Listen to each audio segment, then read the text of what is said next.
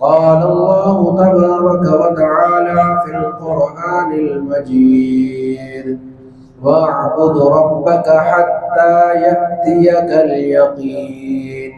قال النبي صلى الله عليه وسلم أحب الأعمال إلى الله تعالى أدومها وإن قل، أو كما قال عليه الصلاة والسلام. صدق الله مولانا العظيم وصدق رسوله النبي الأمي الكريم، ونحن على ذلك لمن الشاهدين والشاكرين، والحمد لله رب العالمين. تمام احباب محبت اور ذوق سے دوشی پڑھ لیں.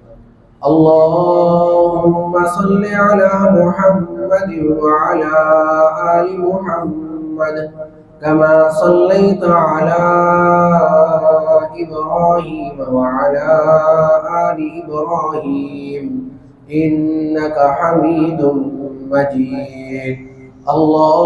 اللهم بارك على محمد وعلى آل محمد كما باركت على إبراهيم وعلى آل إبراهيم إنك حميد مجيد. میرے محترم بھائیوں، رمضان شریف ہم سے رخصت ہو چکا ہے. آج شوال کی 5 تاریخ ہے. ہم نے شعبان المعظم سے ہی یعنی رمضان سے 1 مہینہ پہلے ہی استقبال رمضان سے اس کے اوقات کو قیمتی بنانے کی، اس کی برکات اور رحمتوں سے فیض یاب ہونے کی گفتگو کرتے رہے، اور وہ مہینہ ہماری زندگی میں آیا اور بہت تیزی سے گزر گیا. ہماری کمیوں، کوتاہیوں، لاپرواہیوں کے باوجود اللہ تعالیٰ نے ہمیں وہ ماہ مقدس عطا فرمایا، اور پھر اس میں عبادات کی توفیقات بھی عطا فرمائی. ہر شخص نے اپنی توفیق کے مطابق اس میں عبادات کی، دن کے روزے رکھے، رات کو تراویح پڑھی، قرآن کی تلاوت کی. ہر بندہ مومن نے اپنی توفیق کے بقدر دیگر اعمال صالح کیے. اللہ تعالیٰ کی توفیق سے ہی ہم نے یہ سارے اعمال کیے اور گناہوں سے بچتے رہے اور اجتناب کرتے رہے. ان سارے اعمال کا اللہ تعالیٰ کی بارگاہ میں ہمیں شکر ادا کرنا چاہیے، کیونکہ اللہ تعالیٰ کا یہ ضابطہ ہے. قرآن مجید میں اللہ تعالیٰ نے اس ضابطے کو بیان فرمایا ہے، لَإِن شَكَرْتُمْ لَأَزِيدَنَّكُمْ، کہ دی ہوئی نعمت پر اگر تم شکر کرو گے تو اللہ تعالیٰ اس نعمت کو بڑھا دیں گے، اس میں برکت عطا فرما دیں گے. نیکی کی توفیق مل جانا یہ بھی ایک بہت بڑی نعمت ہے. تو ہمیں اس پر اللہ تعالیٰ کا شکر ادا کرنا چاہیے کہ اللہ تعالیٰ نے ہمیں کوتاہیوں، لاپرواہیوں کے باوجود اللہ تعالیٰ نے ہمیں عبادات کی توفیق عطا فرمائی ہے. اب یہ توفیقات جو ہمیں رمضان میں میسر آئی، دستیاب رہی، اب یہ ہماری زندگی کا حصہ بن جائے. 11 ماہ ہمیں اس پر توفیق ملتی رہے، 11 ماہ ہماری زندگی میں یہ جاری رہے. اس کے لیے 4 اعمال جو ہماری آج کی نشست کا حصہ ہے کہ اگر وہ ہم 4 اعمال کر لیں گے تو اللہ تعالیٰ 11 ماہ بھی اسی طرح ہمیں عبادات کی توفیق عطا فرماتے رہیں گے۔ سب سے پہلی چیز ہے کہ شکر ادا کرنا۔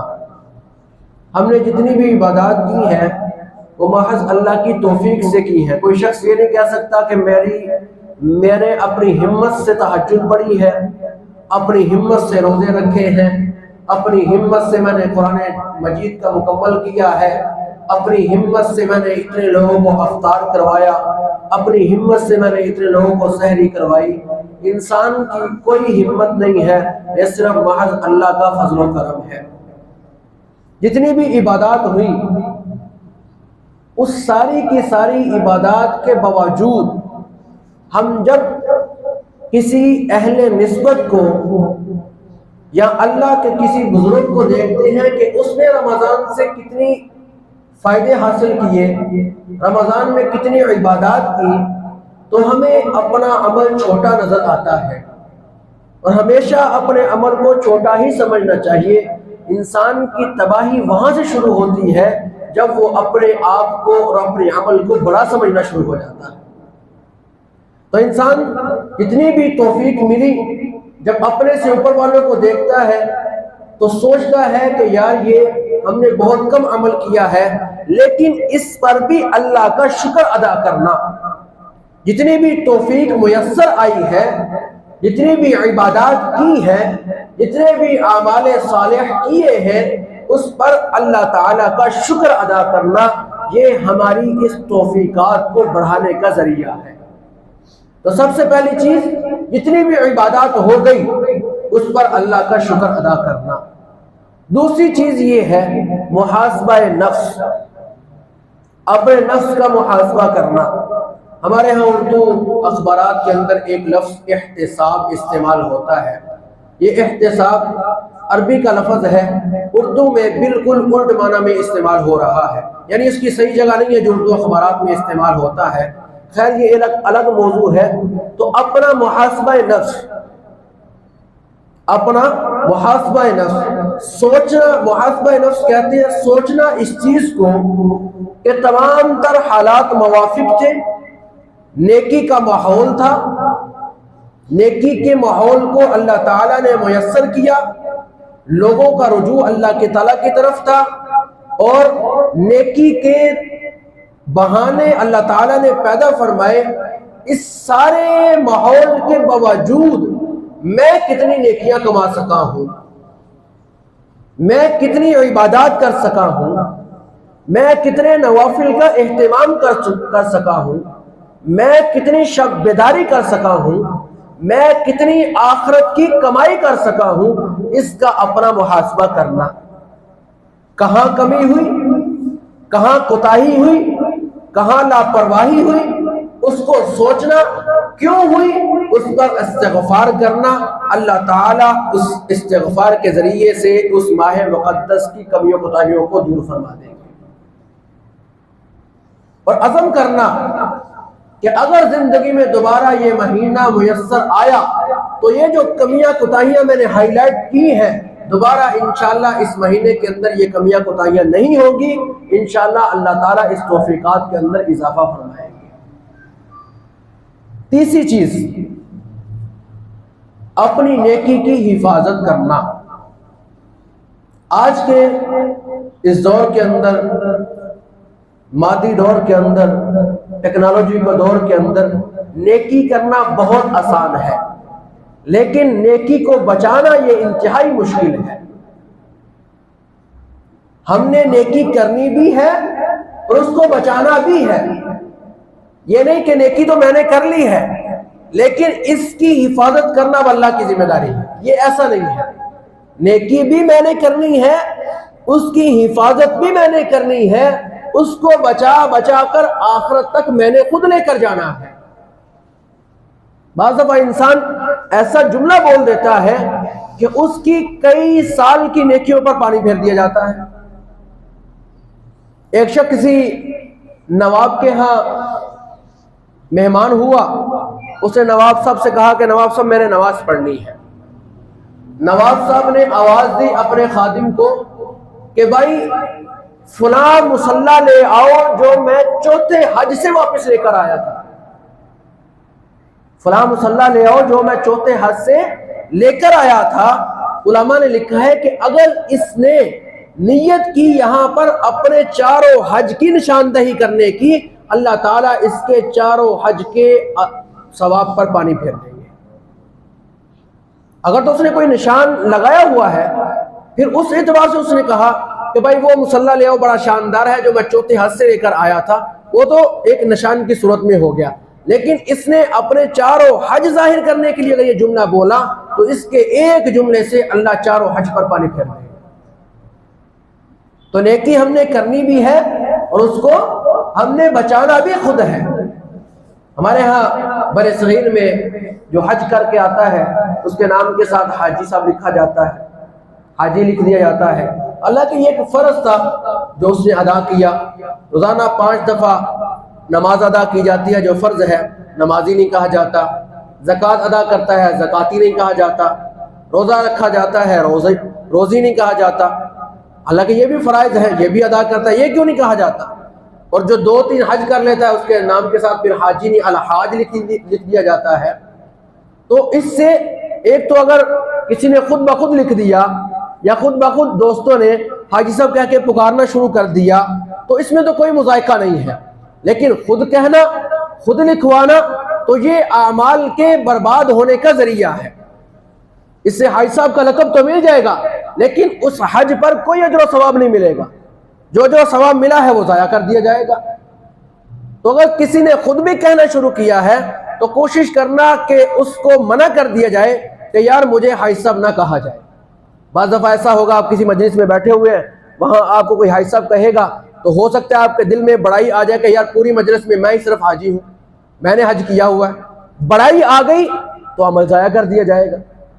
ہمارے تایا جان ہیں، کراچی ہوتے ہیں، اللہ ان کو لمبی زندگی عطا فرمائے، وہ جب حج کر کے آئے تو دوستوں نے ان کو کہنا شروع کر دیا، انہوں نے صاف منع کر دیا کہ بھائی مجھے حاجی صاحب نہ کہو، میں 5 وقت کی نماز ادا کرتا ہوں، مجھے نمازی بھی کہو، پھر مجھے دوسرے اعمال بھی کرتا ہوں وہ بھی کہو، پھر مجھے حاجی صاحب مجھے کہہ رہے ہو تو اس سے میرے اپنے عمل کو خطرہ ہے۔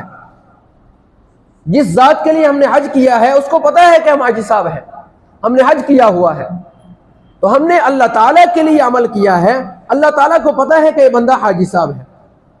یہاں ایک لطیفہ ذہن میں آ گیا، ازاہ تفنن سنا دیتا ہوں کہ ایک شخص سے کوئی پٹھان تو نہیں ہے ہمارے یہاں، آپ ہیں؟ اگر ہیں تو برا نہ محسوس کیجئے گا۔ محلے کی چھوٹی دکانوں پہ کھاتے چلتے ہیں تو مہینے بعد اس کو ادا کر دیا جاتا ہے۔ تو اس طرح ایک ہمارے خان صاحب تھے، ان کا محلے میں کھاتا چل رہا تھا لیکن وہ دیتے نہیں تھے پیسے۔ حج کر کے واپس آئے، دکاندار کے پاس گئے، اس کو بولا کہ میرا وہ کھاتا نکالو، مڑا وہ میرا کھاتا نکالو۔ دکاندار نے سمجھا شاید اس کو شرم آ گئی ہے، اب واپس کرے گا پیسے۔ اس نے کھاتا نکالا، وہ پیج نکالا جہاں اس کا نام لکھا ہوا تھا، اس نے کہا میرے اس نام کے ساتھ حاجی لکھ دو، پیسے پھر بھی نہیں ملنے، میرے اس نام کے ساتھ حاجی صاحب لکھ دو۔ تو خود لکھوانا، خود کہلوانا یہ عمل کے برباد ہونے کا ذریعہ ہے۔ ہمارے ہاں جو دیندار طبقہ ہے اس میں بھی یہ ایک بیماری ہے، اشتہارات کے اندر القابات کم لکھے جائیں، نام چھوٹا لکھا جائے تو ناراض ہو جاتے ہیں، میرا نام کم القابات کے ساتھ کیوں لکھا گیا، میرا نام اشتہار میں چھوٹی جگہ پر کیوں لکھا گیا۔ تو یہ سارے کی ساری چیزیں اعمال کے برباد ہونے کا ذریعہ ہے۔ تو میں نے عرض کیا کہ نیکی ہم نے خود کرنی ہے، نیکی کو ہم نے آخرت تک بچا کر خود لے کر جانا ہے۔ نیکی برباد کیسے ہوتی ہے؟ نیکی برباد ہوتی ہے کہ ہم نے کسی کے ساتھ نیکی کی، پھر ہم نے اس کو جتلایا، اس کو احساس دلایا۔ اب یہ احساس دلانا میرے عمل کے ذریعے سے ہو یا میرے فعل کے ذریعے سے ہو یا میرے قول کے ذریعے سے ہو، میں نے کوئی عمل ایسا کر دیا یا میں نے کوئی ایسا جملہ بول دیا کہ جس کے ساتھ میں نے نیکی کی ہے، اس کو یہ احساس دلا دیا گیا کہ بھائی تیرے ساتھ میں نے نیکیاں کی ہوئی ہیں، اب تو میری بات نہیں مان رہا، تو اس کی یہ ساری کی ساری نیکی ضائع کر دی جائے۔ اور آج کے اس دور میں جو ہماری سب سے بڑی بیماری بنی ہوئی ہے، پہلے ہوتا تھا نیکی کر دریا میں ڈال، آج کل یہ نیکی کرو سوشل میڈیا پر ڈال دو، جو سب سے بڑا ذریعہ ہے نیکی کے برباد ہونے کا۔ بھائی نیکی کس لیے کی ہے؟ لوگوں کو دکھانے کے لیے، لوگوں میں پرچار کرنے کے لیے، رشتہ داروں کو دکھانے کے لیے، یا اللہ کے لیے؟ اگر تو اللہ کے لیے کی ہے تو جو ہمارے کرامن کاتبین انہوں نے لکھ لی، اللہ نے دیکھ لیا، اللہ کے علم میں بات آ گئی، اب سوشل میڈیا پر ڈالنا کس لیے ہے؟ یہ سراسر ریاکاری ہے، یہ سارے کے سارے عمل کو برباد کر دیتی ہے۔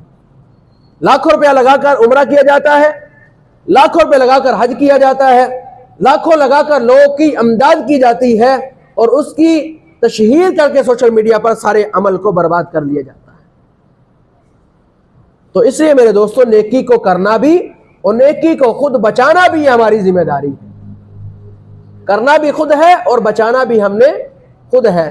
چوتھی چیز یہ ہے کہ استقامت، اعمال پر استقامت۔ جو اعمال ہم نے رمضان میں کیے ہیں، قرآن کی تلاوت ہم نے کی ہے، نوافل ہم نے پڑھے ہیں، تہجد کا اہتمام کیا ہے، روزے رکھے ہیں، کیا یہ صرف رمضان کے ساتھ خاص ہے؟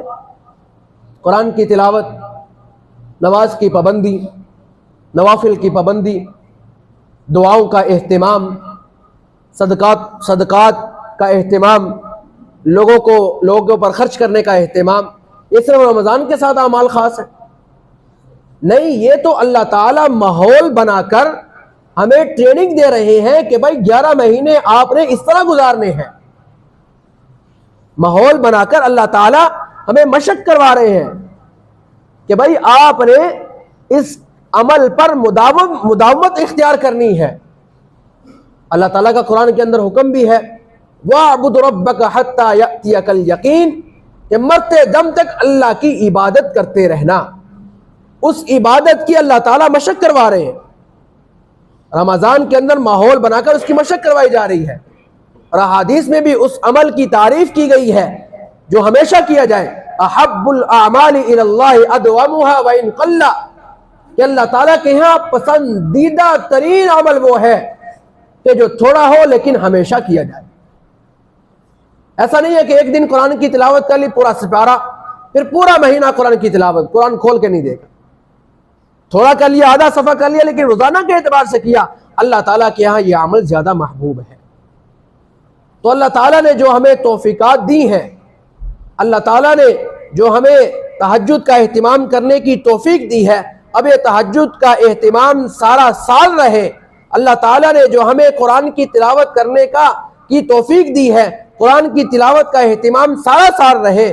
جو اللہ تعالیٰ نے روزے رکھنے کی، دیگر عبادات کرنے کی جو ہمیں توفیق دی ہے، یہ سارا سال رہے۔ اب اس کے لیے غور و فکر کرنا کہ یہ سارا سال ہمارے لیے کیسے رہے گا، احساس پیدا ہو جائے اس کا۔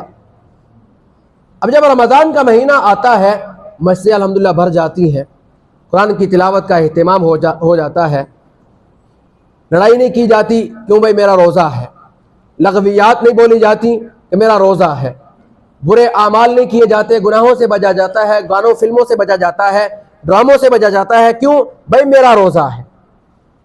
تو یہ احساس ہمیں دامن گیر ہو جائے سارے سال کے لیے۔